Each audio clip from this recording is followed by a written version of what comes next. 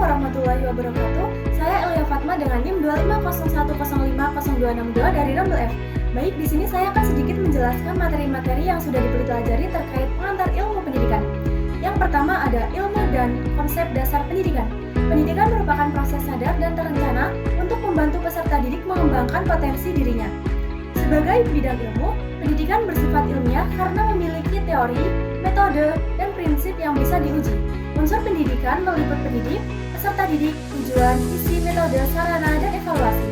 Tujuan akhirnya adalah membentuk manusia yang beriman, berilmu, dan berakhlak mulia. Yang kedua ada filsafat manusia dan filsafat pendidikan. Filsafat manusia memandang bahwa manusia adalah makhluk yang berpikir, berperasaan, dan memiliki kehendak bebas. Ia bisa dididik karena memiliki potensi yang bisa dikembangkan. Filsafat pendidikan berperan sebagai pedoman bagi guru dalam menafsirkan tujuan dan metode pendidikan sehingga kegiatan mendidik memiliki arah dan makna yang jelas.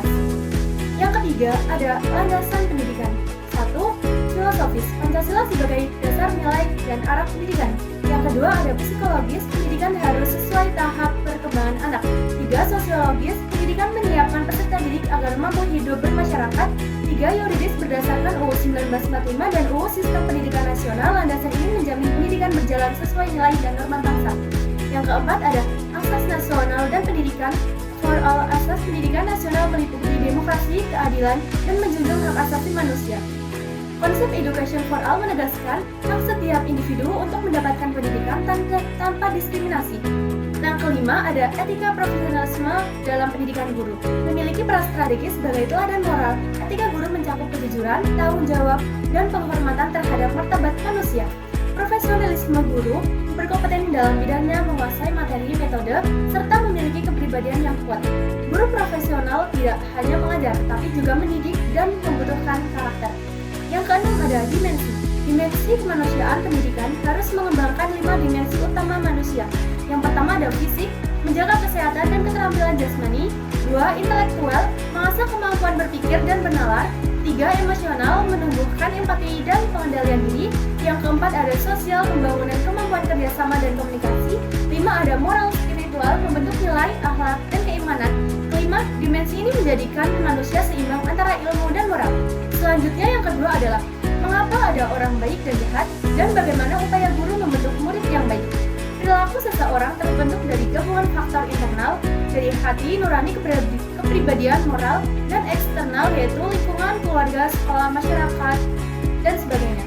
Sebagai calon guru, peran utama adalah membentuk karakter baik siswa melalui yang pertama adalah keteladanan dalam sikap dan tutur kata, 2. Integritas nilai karakter dalam pelajaran dan kegiatan sekolah, yang ketiga adalah peningkatan humanis saat menegur kesalahan, yang keempat ada pembiasaan positif seperti disiplin, tanggung jawab, dan kerjasama, yang kelima ada kolaborasi dengan orang tua agar pembinaan karakter berjalan konsisten, yang keenam ada guru harus menanamkan nilai kebaikan bukan lewat paksaan, tetapi melalui pemahaman dan pembiasaan. Yang ketujuh ada mengembangkan empati dan kesadaran sosial melalui kegiatan seperti bakti sosial, kerja kelompok, dan refleksi diri. Dan yang terakhir, ketiga adalah tanggapan terhadap kasus SMA 1 Cimarga, Banten. Kasus tersebut mencerminkan krisis komunikasi dan lemahnya pendekatan humanis dalam dunia pendidikan. Meskipun kepala sekolah bermaksud menegakkan disiplin, tindak kekerasan fisik seperti menampar tetap tidak dibenarkan secara etika dan hukum. Guru atau kepala sekolah seharusnya memberi sanksi yang mendidik, bukan menghukum secara fisik.